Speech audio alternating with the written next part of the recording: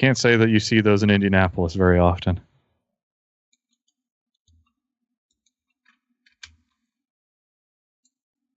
Oh wow! Let's go straight to the. Jesus Christ, that's efficient. I need one of those in Austin. That's how you get around the boat pack. It's a fucking ostrich. Have they legalized lane splitting in Texas? Was that the second state?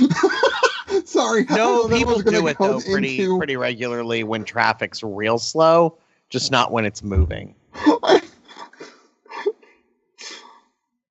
In my head, Brett, do you need a I was puller? 100% certain that you were going to go, have they legalized ostriches in Texas? Like, they were illegal in Texas? Well, you don't want there to be case law to say there is a right to ostrich, because that means the next administration come up and make it illegal for ostrich. So you'd just rather ostrich be off the books.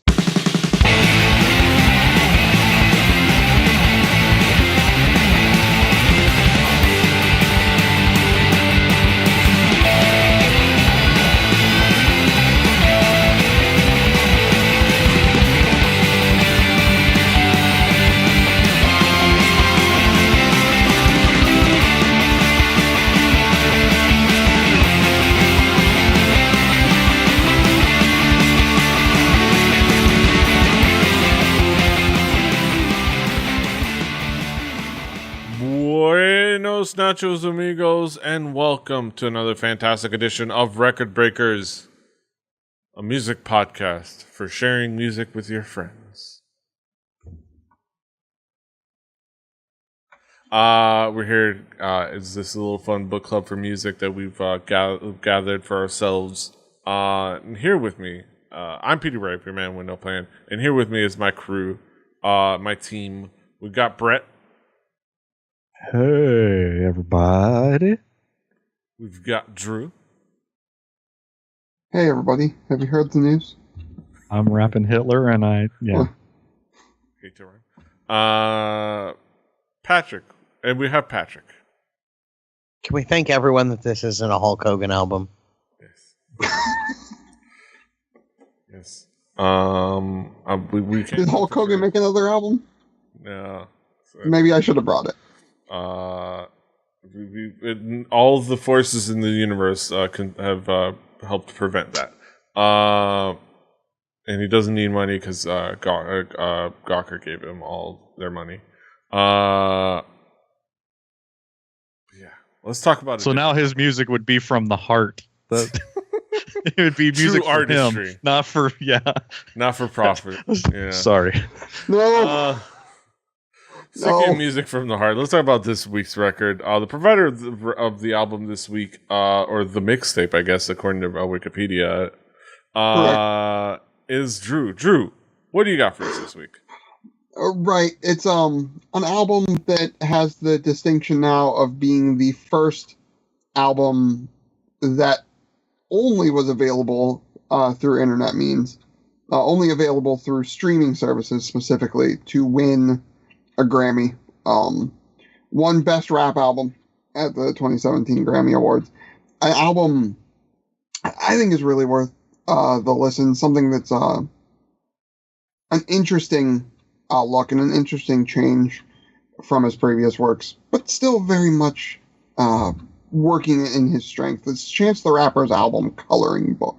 Yeah, his mixtape. It makes a distinction because he's very. It is. He would be one to make that distinction because there's an entire song, but we'll get to that in a bit. But I'll start with Brett. Brett, what expectations did you have coming into this album? Well, I didn't know that it was a mixtape. I didn't see that any tape. There were no magnetic strips. No, I had no idea what this was going to be. I didn't know what. I knew that Drew was talking about it because I think we were sitting here when the award was won or somewhere near and doing a pre-show. But other than that, I had no clue. This isn't really like the waters I wade in too often. So sort of was looking forward to seeing what is cool with those that are hip and with it. Mm-hmm. Patrick, what were your expectations? This is a friendly reminder that I'm old and out of touch. My knowledge of Chance the Rapper I know the name, and I also know that he was in a Reese's commercial once, I think, making some play on his name, but rapper with a W. But I had never heard his music, so I was coming in blind as well. Yeah, I've been. I know I've kind of been a little bit out of touch with a lot of like what's being released now, hip hop wise. I think just because I haven't waded in there, so I was looking forward to kind of getting into this because I'm always looking forward to like exploring my boundaries outside of right now. Honestly, outside of like the only hip hop that I've listened to recently, which is nerdcore. So it's like this was going to be a fun listen, and I was looking forward to it. But yeah, Drew, how would you describe this album musically? Well, this album is sort of all over the place, but yet very grounded in a weird way. The genres on Wikipedia, if we do want to point to Wikipedia labeling a mixtape, we're not the podcast to get into the technicalities of album versus mixtape, I don't think. So I'm not going to do that. Now it's almost this choice and stylistically. It used to be it was free rather than pay. Now I imagine it's more like it's in stream rather than like an album that you put out. Right. Streaming would count as a mixtape and stuff like that. But again, that's a whole thing that's like this weird thing in that community that's still being like sort of figured out a little bit, I think. But yeah, it's Chance hit it sort of big in the hip hop scene. He was sort of the guy that was always hanging out with Gambino and nobody knew why. And then acid rap sort of came out and everybody knew why. He was from Chicago and he moved after acid rap to LA to sort of do more and try to be more in tune after his tour with Macklemore, I believe it was. And then just couldn't find himself. So he went back to Chicago, reconnected with an ex that was his baby's mother, and his sort of findings in refinding his faith and everything like that is sort of what became this album. And because of that, the genres listed are on the Wikipedia page, as I was saying, are both hip hop and gospel rap, because there is actually musically some actual like gospel underpinnings to some of this, which is really kind of crazy. From the Chicago Children's Choir in the backing of some of the songs to trumpet, and the lyrics throughout the album itself feels on multiple fronts very uplifting. Also, the quote-unquote features, if we're going to talk about it in the cool hip-hop with it terms, the features on this album are also kind of crazy when you consider who Chance sort of was. So, like, this was the acid rap got him some acclaim, but, like, this album really sort of broke him into the big time, obviously. He's winning Grammys now. But, like, he has Kanye West, he has 2 Chainz, but he also has features from, like I said, the Chicago Children's Choir and Justin Bieber. So, like, it's just really kind of weird, but it all sort of works in an odd way. The man's gotten respect because of the lyricism and being willing to do his own thing and put himself out there without any sort of hint that there's anyone else in the back, right? If he fails on his own merits. If he succeeds on his own merits. He is proud to not go for the major label security, as many would call it. There's a lot on this album. This album, I think, is just musically dense, because of the beat choices and stuff like that, and how it sort of has that sort of weird gospel soulness to some of the beats, and yet it still very much sticks in the hip hop sort of demeanor to it. Yeah. Brett, how would you describe this album musically? I would describe it as very tight and no frills. There's nothing that's on this album that is extra that you did not need. Everything is sort of shoved forward, put to the front. It's vocals. Sometimes the vocals or backing vocals are put through some effects, but it's mainly a beat and some vocals. Sometimes you get the full R&B backing chorus, but not always. There's some use of brass in some very good ways. There's some really strange pairings of different, some dissonance in the different vocals coming that I enjoyed, and it's a pretty instrument. It's obviously an album that's very personal, inward facing, unlike Hulk Rules.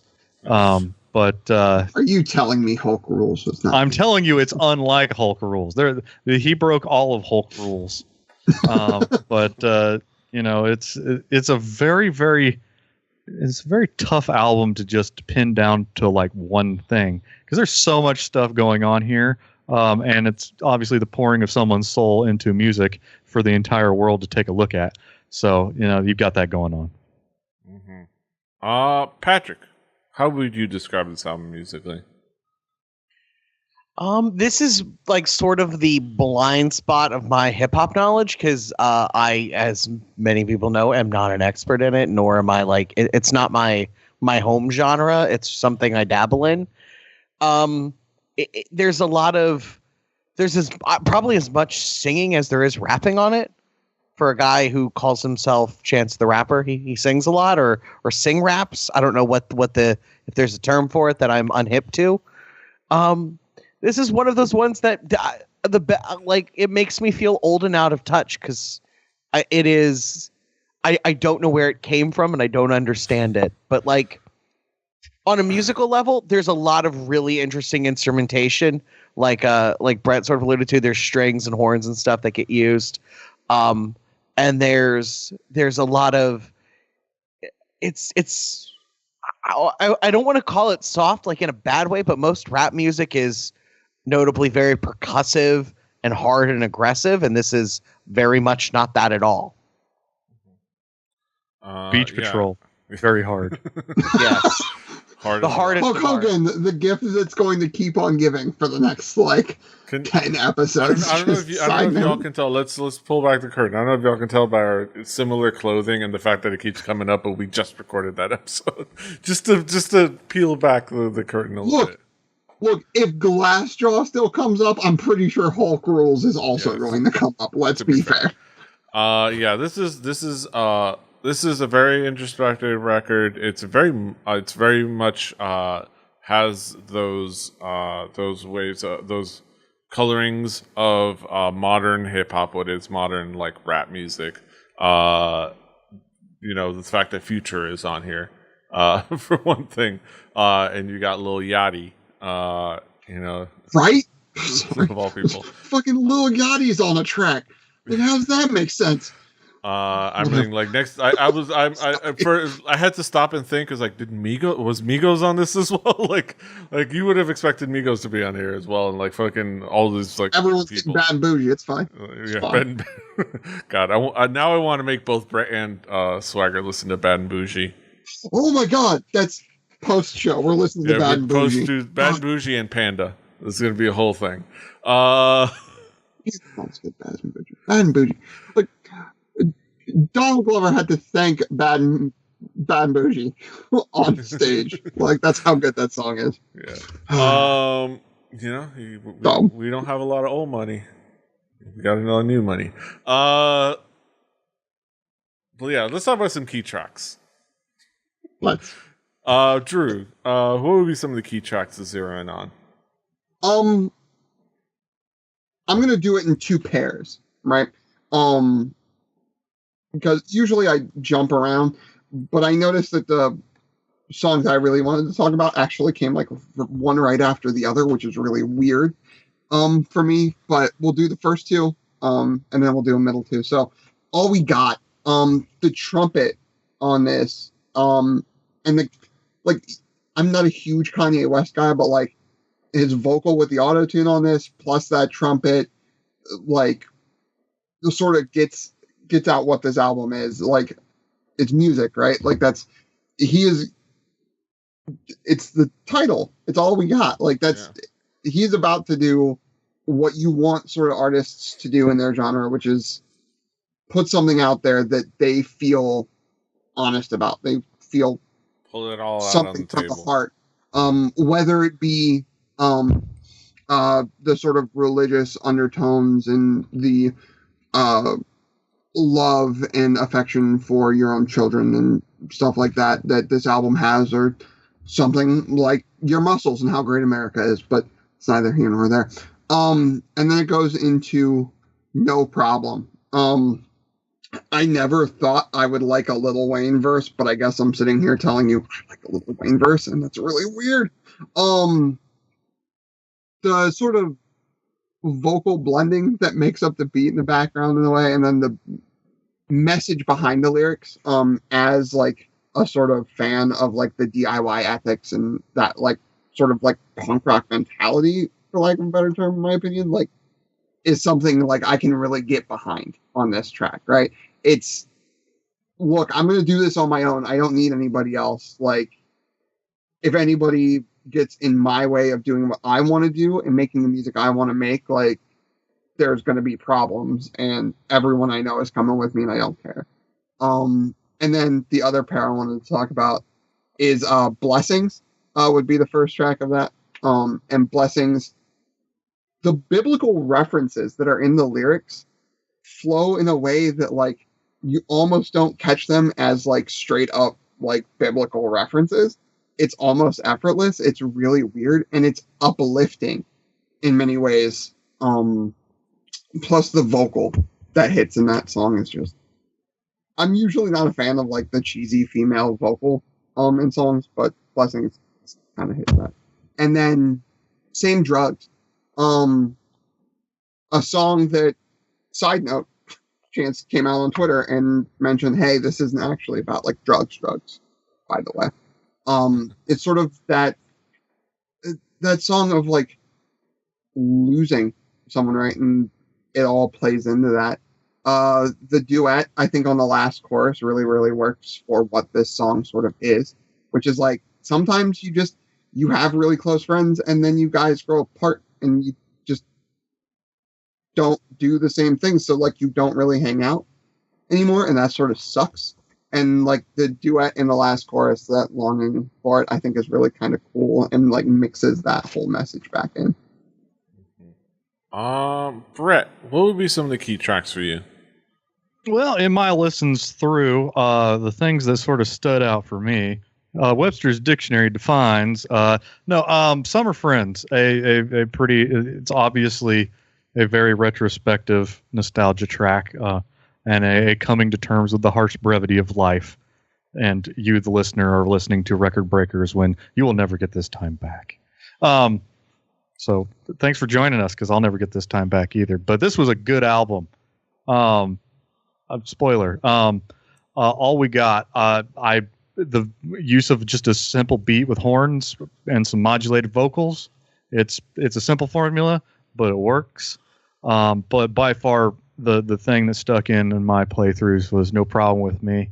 It's a smooth song on a very smooth album. There's not a lot of harsh breaks on this. There's not a lot of like it doesn't go places that's uncomfortable. It sort of whispers in your ear and is all nice to you and such. But I do like how like halfway through the song, you get to see the other half, because there's some fantastic dissonance between the two vocals, and it's the best thing I heard in a while.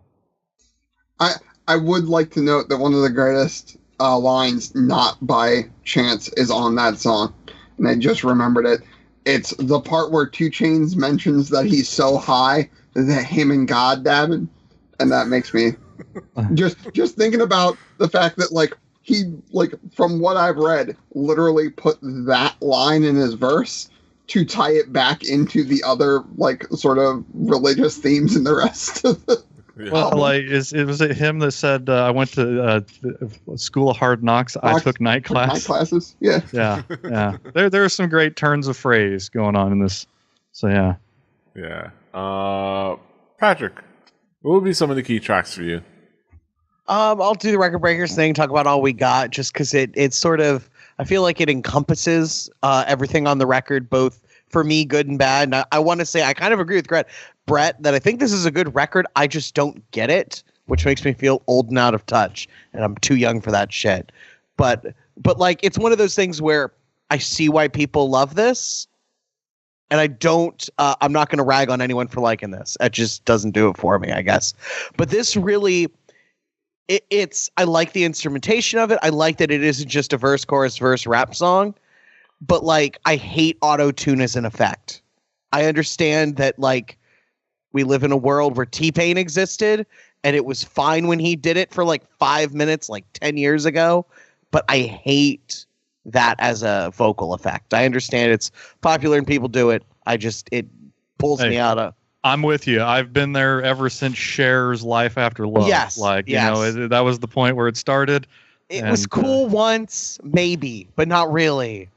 And it just go away. Because here's the thing. I feel like Chance can sing. does it sometimes, and it's all right. But like Chance can sing. The guy is never gone away. It just will stop being noticeable.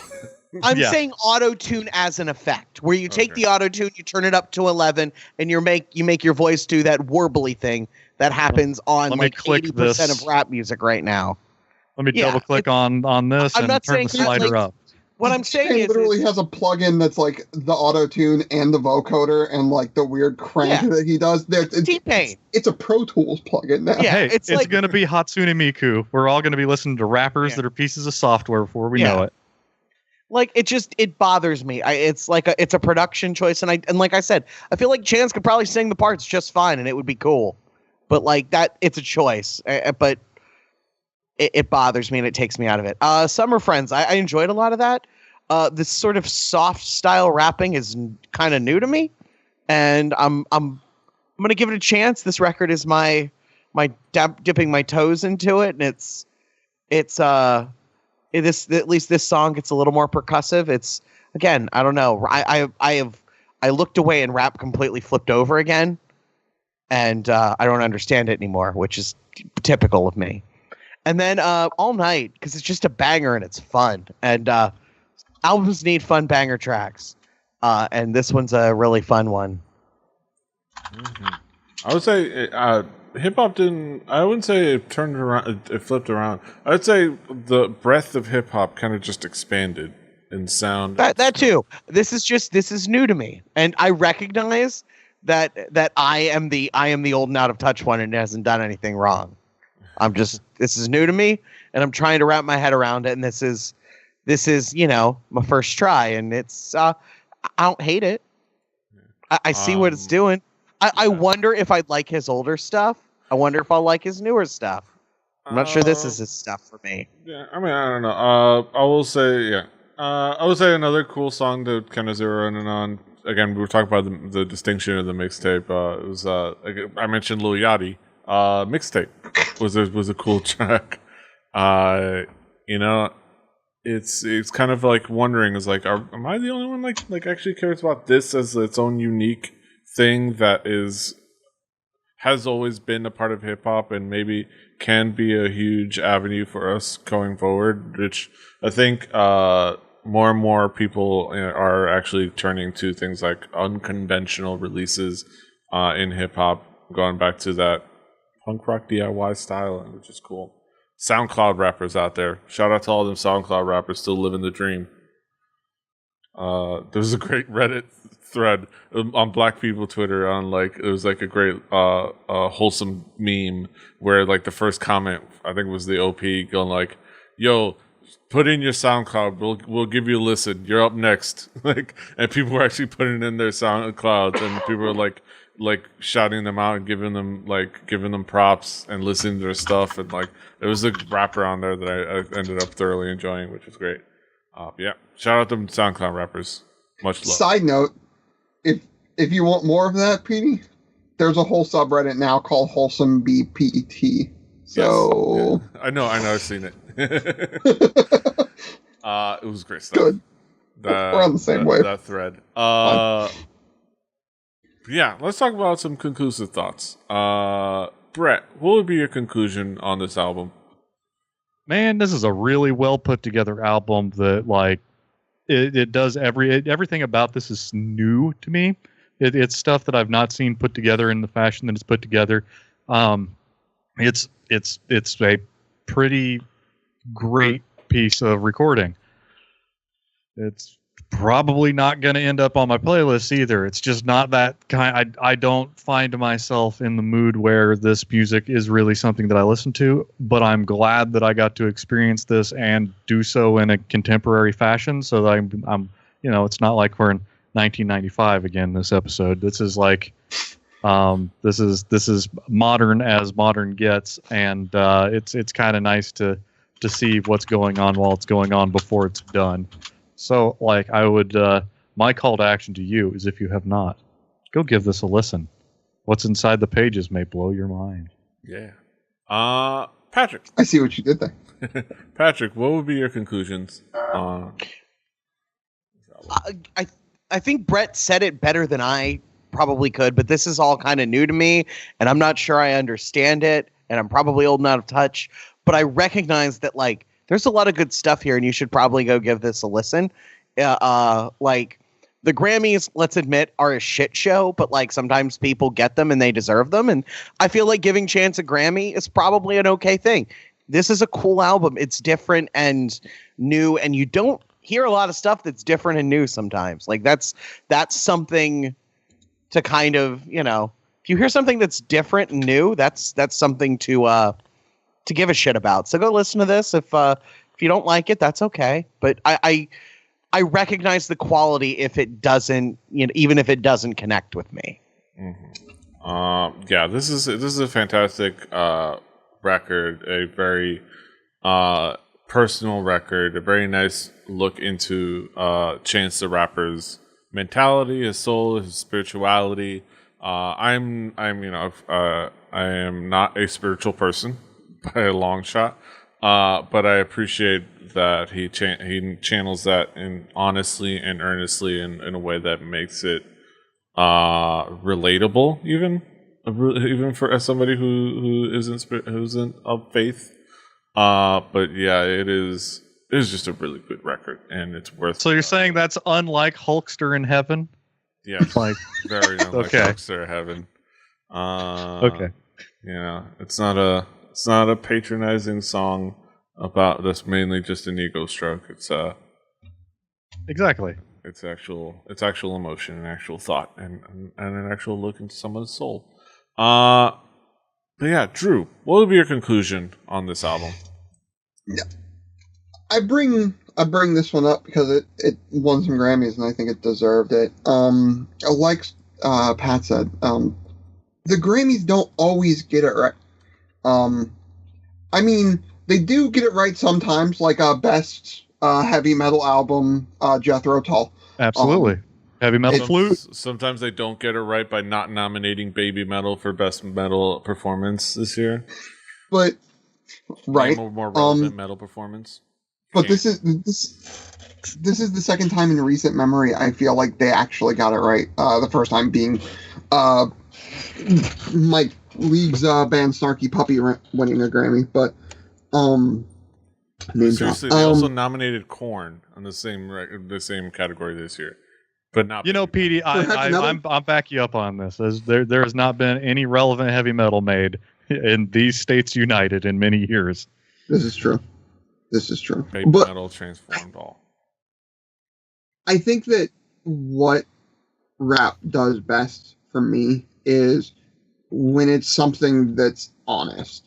And nowadays, I feel like to get that, you're diving into things like Childish Gambino. You're diving into things like Chance the Rapper. You're diving into things that might be a little bit off the beaten path, but they're starting to gain respect in that community because they're real and because they're the music is something you can't really deny. I mean, Chance is getting...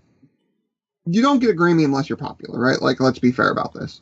And Chance the Rapper didn't really have like a record label to get popular. So what did he do? He had to be good enough to get respect of people who were already popular And then like when they start talking about him, you go, your favorite guitarist starts talking about another guitar player. What do? You go listen, right? Like that's the same thing that happened here, and I think it's deserving of that. There is also the fact that I kind of brought in Chance the Rapper because I want to air my grievances, because as a fan of him and as a fan of Childish Gambino, we were promised a split with them, and that album never came out, and I'm very unhappy about that. But I think this album deserves a listen. Allegedly, they are working together. Allegedly, that's been happening for 3-4 years, Petey. Like, fucking shit or get off the pot, guys. And they will call the album American Communism. Yes. Also, Drew, now you know what it's like to be a fan of YG Entertainment and K-pop. I'm a fan of Half-Life. But it's something that, hey, I brought this on knowing that none of us are really huge hip-hop heads. And the stuff I get into is sort of weird. Let's point at Little Dicky for a second and say fucking weird shit.